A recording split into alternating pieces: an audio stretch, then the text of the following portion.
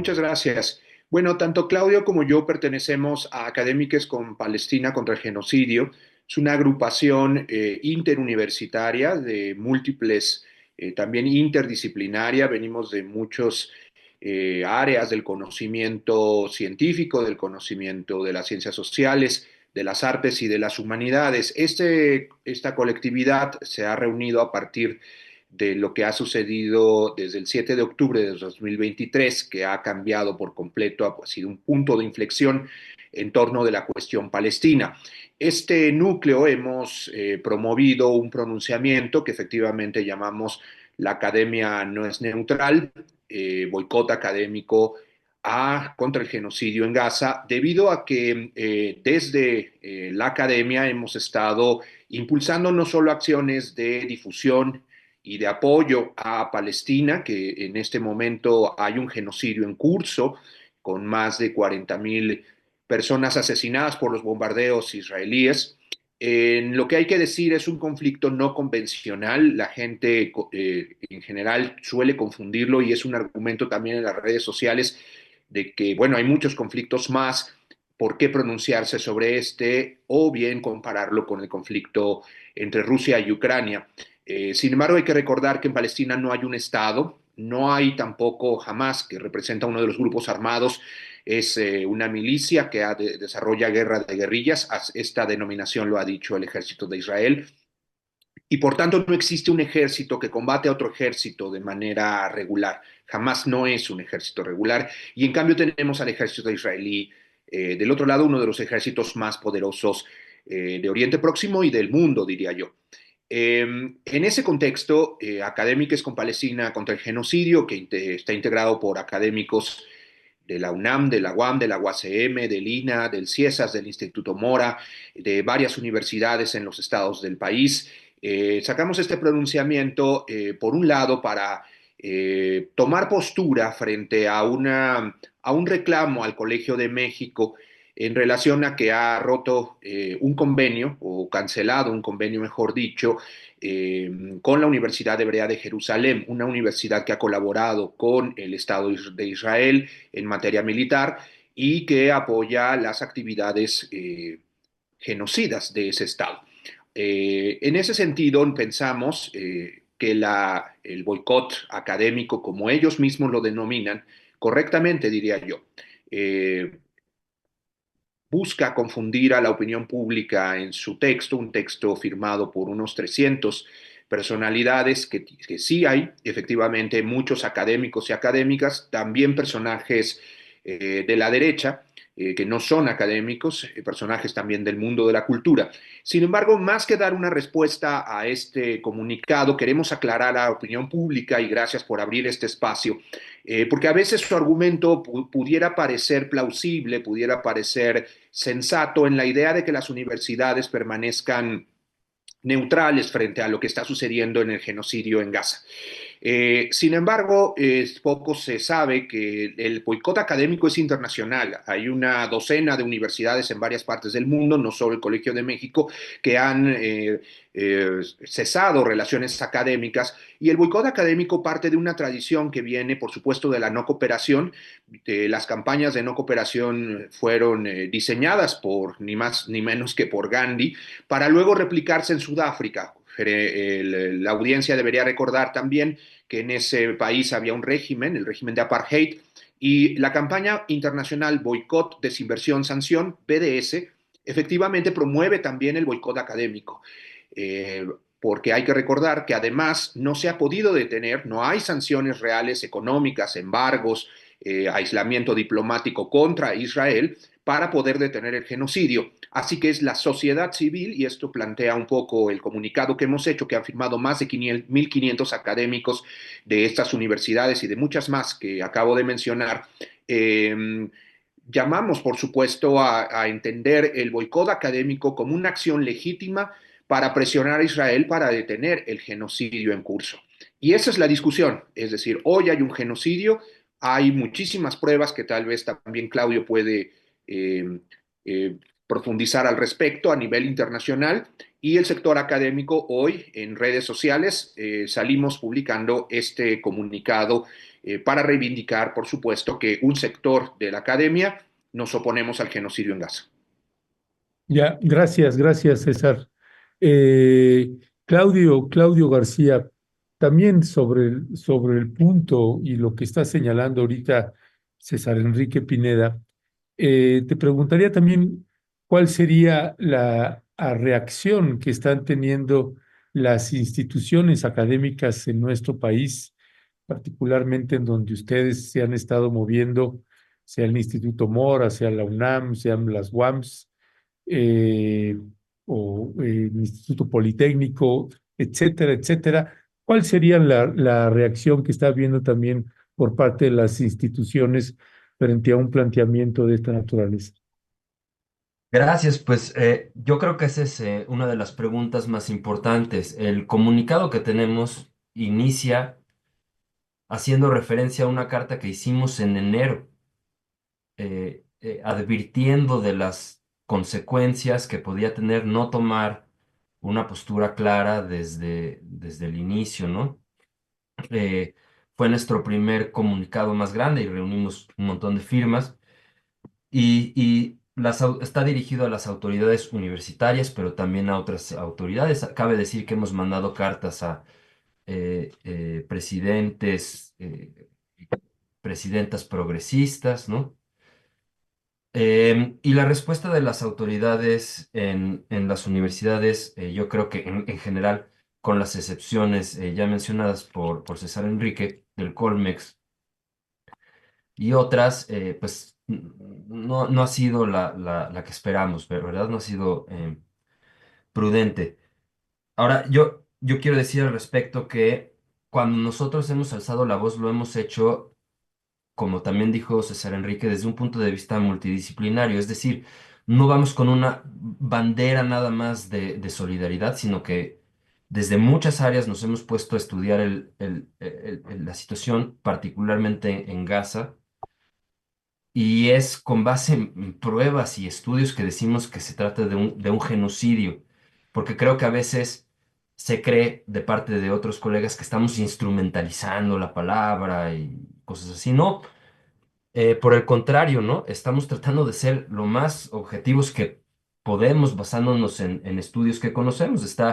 Están los dictámenes que vertió la relatora de la ONU, Francesca Albanese, pero también hay voces muy contundentes de los especialistas más importantes en genocidio, como Omer Bartov, eh, que nos están indicando que lo que está sucediendo aquí es un genocidio. Ahora, ante la falta de respuesta de las universidades y de otras instancias, pues hemos tenido que alzar la voz, ¿no?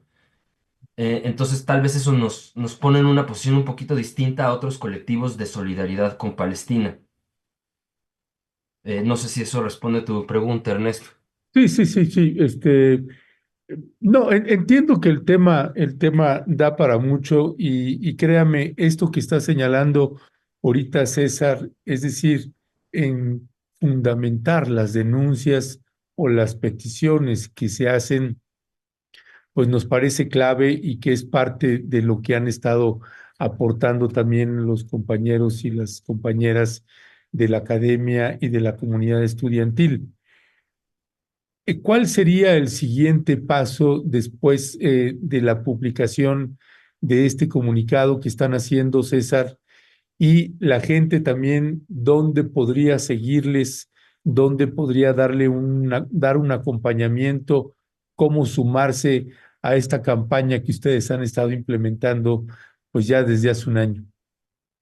Sí, si me permites, Ernesto, también aclarar o profundizar, mejor dicho, sobre este punto del genocidio que quizá para el periodismo independiente como el de Rompeviento que le ha dado seguimiento y que es evidente lo que está sucediendo, también para la academia, digamos, más informada, pues lo que sucede es un genocidio y habría que detenerlo. No parece haber mucha discusión.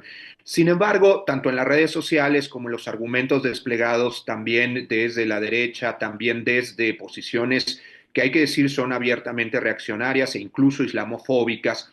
Hay una discusión, se dice que no hay un genocidio, que no se ha comprobado, o bien que lo utilizamos de manera ideológica. Hay que decir que además de que académicos con Palestina, también hay académicos judíos, académicas judías, que son parte de nuestra colectividad, por lo cual cualquier acusación de sesgo antisemita nos parece, por supuesto, eh, eh, rechazable, condenable, porque además no solo tenemos una posición antisemita, sino abiertamente también anti-islamofóbica, condenamos por supuesto la arabofobia y cualquier sesgo precisamente racial y racista que pues hable o festeje, digamos, la violencia contra cualquier tipo de identidad étnica.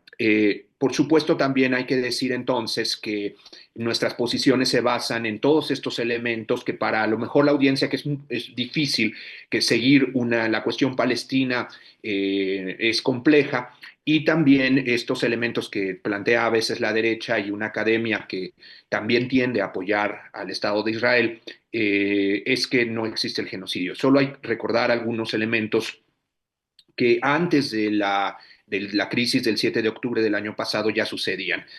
Human Rights Watch en 2017 hablaba de que en territorios palestinos Israel realizaba ejecuciones ilegales, desplazamiento forzado, detenciones arbitrarias.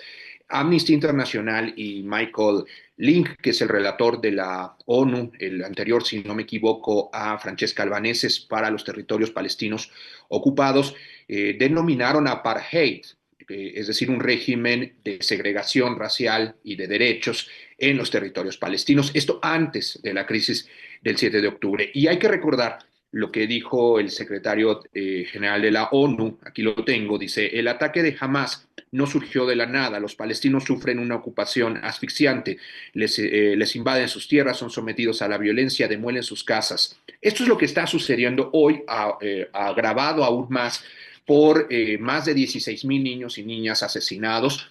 Incluso se ha argumentado que por el Estado de Israel que estos muertos han sido integrantes de Hamas, pero tenemos a 17, casi 17,000 niños, casi 10,000 mujeres, más de 1,000 integrantes de cuerpo médicos. En nuestra lista, que no está actualizada, hay que decirlo, más de 350 académicos y académicas asesinados, poetas, intelectuales, palestinos y palestinas, gente de la cultura ya. Es efectivamente quizá el mayor desastre, no solo humanitario, ético, moral y político del siglo XXI. Ante eso estamos enfrentando, eso es lo que estamos enfrentando y por eso alzamos la voz también desde este sector académico. Simplemente decir que ahora estamos estudiando las acciones que vamos a seguir durante 2025.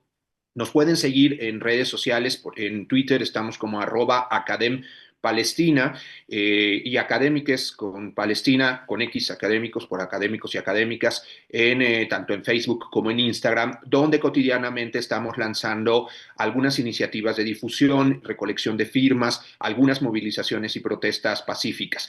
El boicot académico es parte de una tradición efectivamente de resistencia civil pacífica y el sistema internacional no está deteniendo este genocidio que permanece. Hoy los bombardeos continúan y en ese sentido llamar a la población a seguir. Por supuesto, no somos el único espacio de solidaridad con Palestina, hay muchos más, pero nosotros desde la academia estamos lanzando estas iniciativas y muy pronto lanzaremos alguna más para 2025 y en especial para la comunidad universitaria, para los estudiantes, para los trabajadores y el resto de académicos y académicas, que es pues una comunidad muy grande tanto en Ciudad de México como en el resto del país. Y agradecer, por supuesto, a los más de 1,500 personas, siguen llegando firmas, hay que decirlo, de académicos y académicas de todo el país que están condenando el genocidio y sumándose al apoyo al boicot académico a Israel. Ya, gracias, César. César, nada más ¿me puedes repetir otra vez las redes sociales de ustedes? @academ Palestina, academ Palestina, Ujú. en el caso de Twitter, y en el otro es Académicos con Palestina contra el Genocidio. Si así los buscan, pueden encontrarlos tanto en Instagram como en Facebook. Y ahí les pueden escribir directamente ustedes. Sí, por supuesto. Aunque por supuesto también, pues, priorizando un poco a la comunidad universitaria, a los estudiantes, a los colectivos, a los trabajadores que han venido participando también en algunas iniciativas con nosotros o nosotros sumándonos a las iniciativas como fue incluso la de los estudiantes, la del Campamento por Palestina en Ciudad Universitaria. Gracias, gracias, César.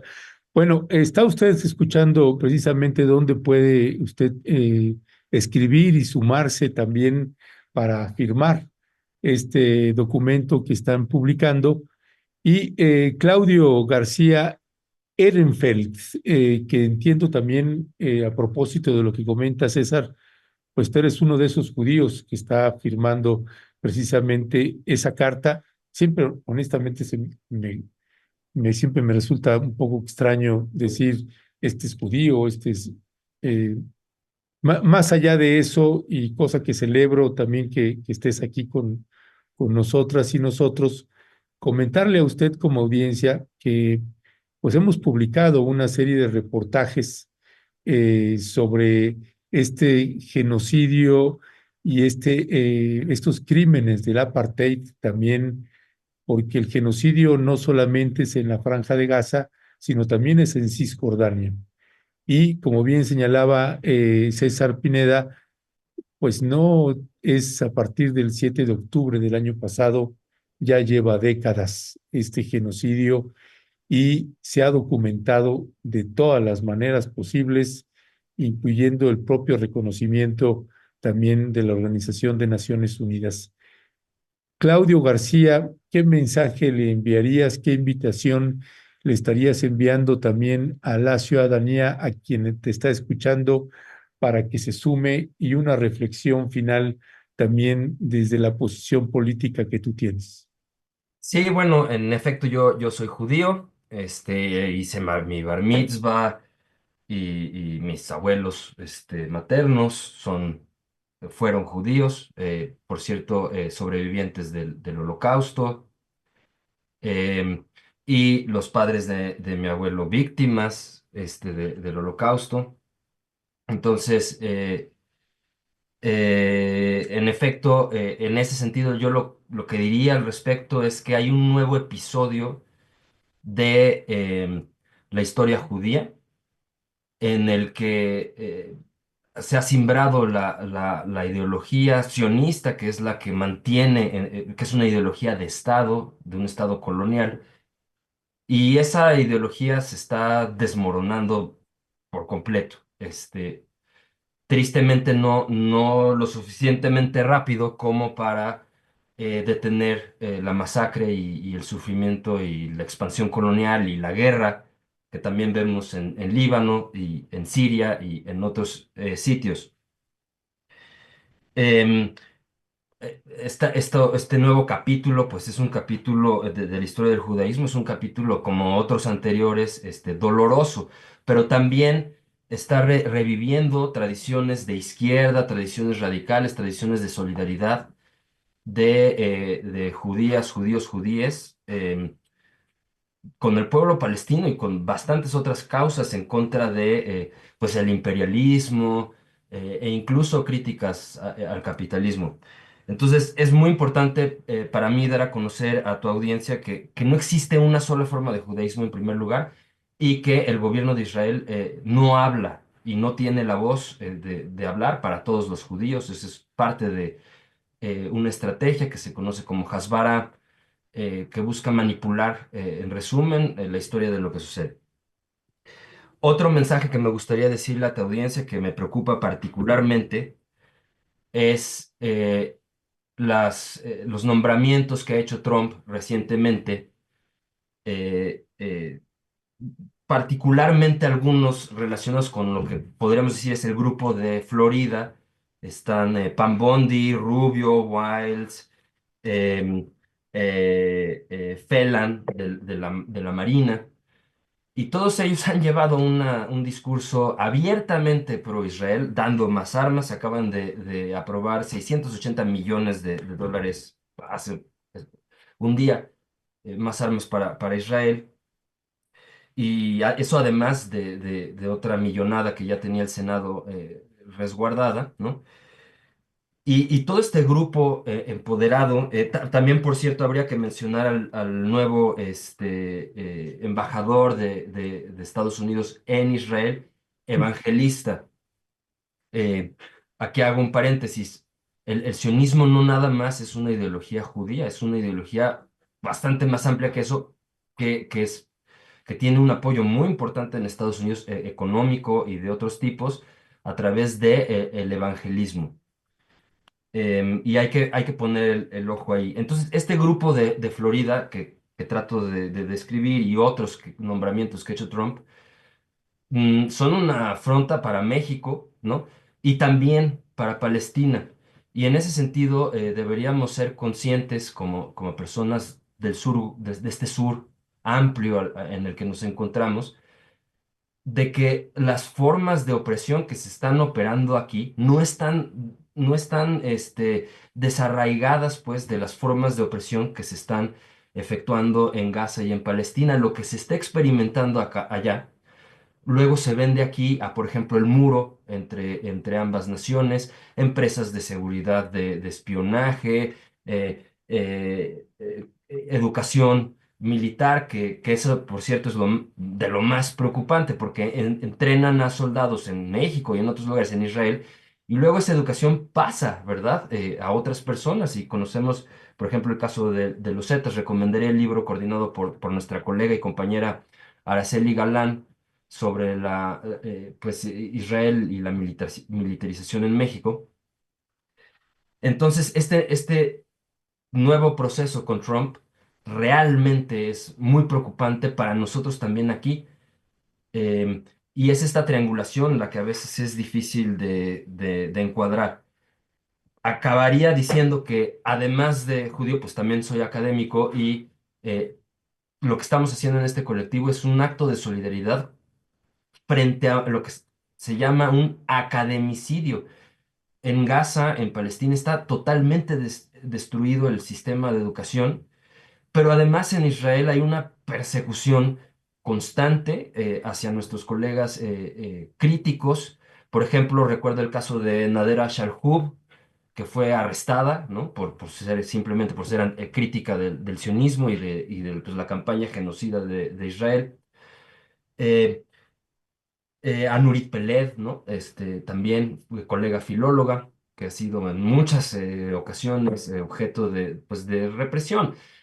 Esa misma política de represión que sucede en Israel, ahora también sucede en Europa y en Estados Unidos. Entonces, las academias están siendo objeto, pues, de abierta censura.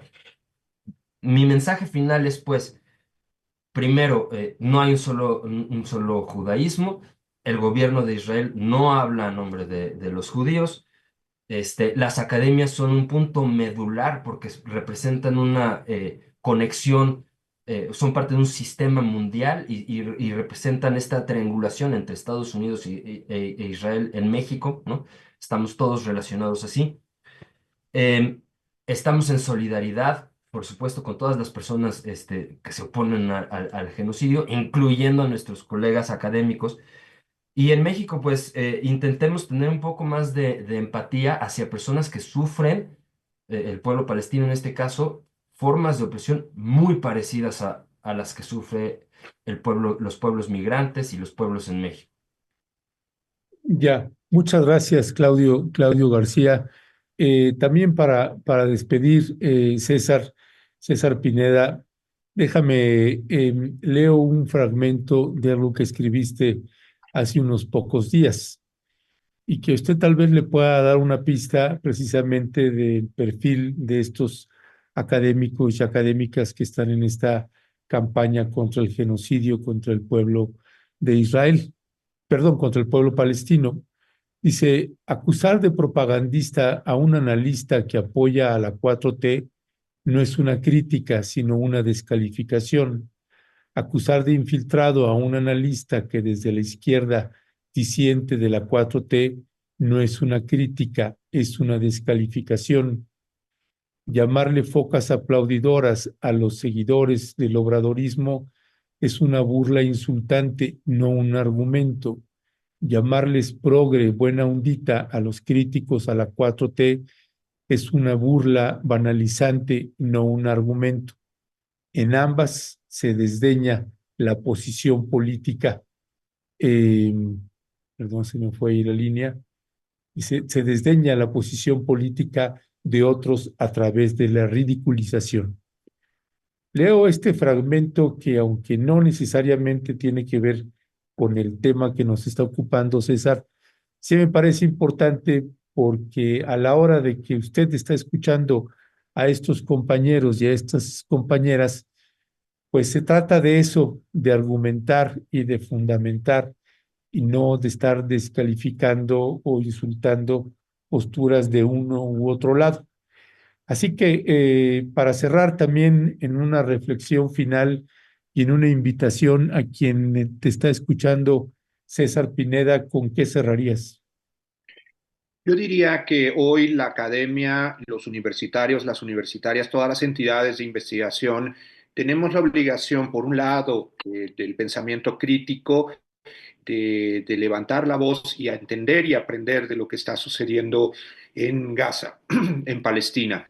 Hoy el sistema internacional no ha logrado, y no solo es un fracaso, es la enorme manipulación de los países del norte para hacerlo fracasar al sistema internacional, y esto es una tragedia y es sumamente peligroso. A veces no se entiende que al romper las reglas internacionales en Palestina se podrán romper en cualquier otro lugar del mundo. Hoy ese sistema parece moribundo por esas decisiones que se han tomado no solo por Israel, sino por quien le apoyan. Y el pensamiento crítico quiere denunciarlo, entenderlo, explicarlo, describirlo, difundirlo. Pero también tenemos un compromiso ético y político en relación efectivamente a que la sociedad civil en otros momentos de la historia ha podido apoyar o influir en detener, aislar y frenar a regímenes opresivos. Es el caso de Sudáfrica, como mencioné, y es el caso de Israel. Es el momento efectivamente de tomar en nuestras universidades la acción, como lo han hecho en varias partes del mundo, defendiendo también la libertad de pensamiento, porque la libertad de pensamiento en apoyo a Palestina y Gaza es la que está sufriendo también un ataque virulento en buena parte del mundo.